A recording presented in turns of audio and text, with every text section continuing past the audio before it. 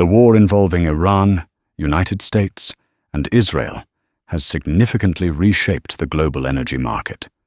The key question is this: who is benefiting from it? Surprisingly, the biggest beneficiary appears to be Russia. Yes, the country that is not directly involved in this conflict is gaining substantial advantage from it. First, the United States allowed India to purchase Russian oil for 1 month in order to compensate for the oil shortage created by the Iran war.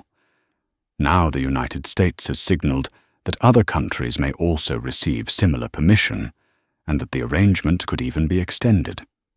The U.S. Treasury Secretary stated that restrictions on India purchasing Russian oil were lifted, and that similar exemptions could be granted to other countries as well, in order to offset the temporary shortage of oil in global markets.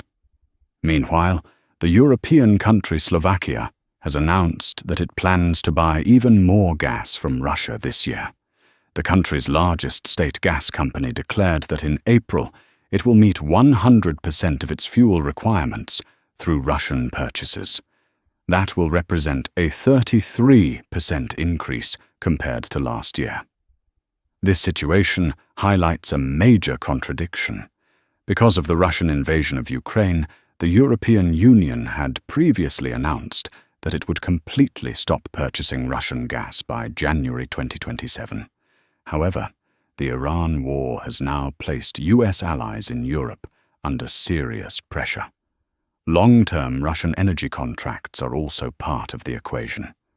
Last week, Vladimir Putin announced that Russia might consider stopping gas sales to Europe and instead sell its energy to other markets at better prices.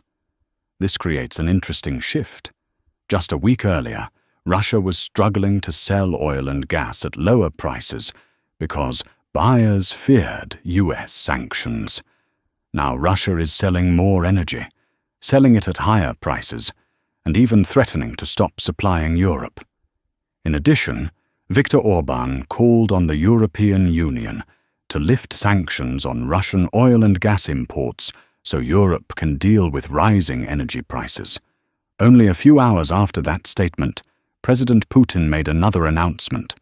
Russia would be willing to sell oil and gas to US-allied European countries, but under one condition. He said Russian companies should fully capitalize on the war in the Middle East.